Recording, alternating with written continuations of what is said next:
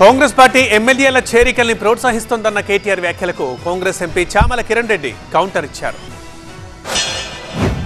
ఆయారాం గయారాం పోయింది, ఇప్పుడు పోచారం కాడి దాకా వచ్చింది. ఇది ఈరోజు రాహుల్ గాంధీ నిజరూపం. రాహుల్ గాంధీ రాజ్యాంగం పట్టుకోవడమే కాదు, రాజ్యాంగం అప్పుడప్పుడు చదవాలి, రాజ్యాంగ స్ఫూర్తి ప్రకారం నడవాలి.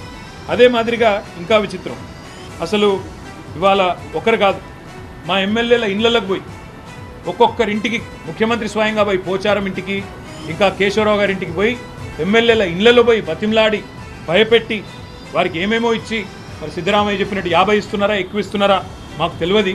రేపటి రోజున కాంగ్రెస్కు ఉండే 99 మంది ఎంపీల్లో 20-30 మంది ఇంకో పార్టీలో చేరారనుకోండి, అది సమ్మతమేనా కాంగ్రెస్ పార్టీకి?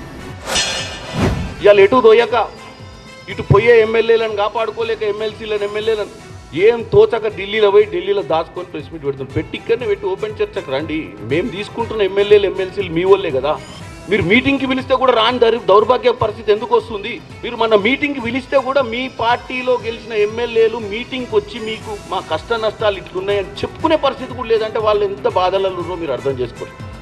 అట్లీస్ట్ చర్చ అయితే జరగాలి కదా మీ పార్టీలో. మీ మీద ఎంత భక్తి, ఎంత గౌరవం, మీ 10 ఏళ్ల పాలన మీద మీ మీద ఎంత అది ఉందో అర్థమవుతుంది ప్రజలకు.